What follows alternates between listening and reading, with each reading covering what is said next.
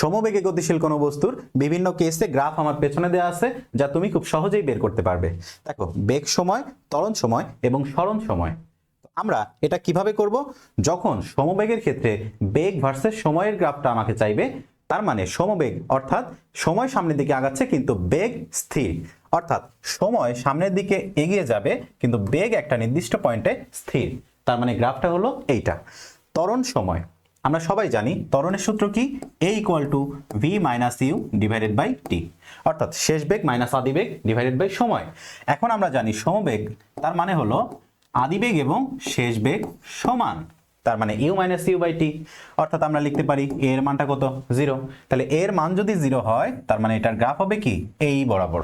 ওকে, লাস্টে খেয়াল করো সরণ সময়। এখন আমরা সবাই জানি সমবেগের ক্ষেত্রে s = vt। এখন s কে কোন অক্ষে বসানো হয়েছে? y অক্ষে বসানো হয়েছে। t কে কোন অক্ষে বসানো হয়েছে? x অক্ষে।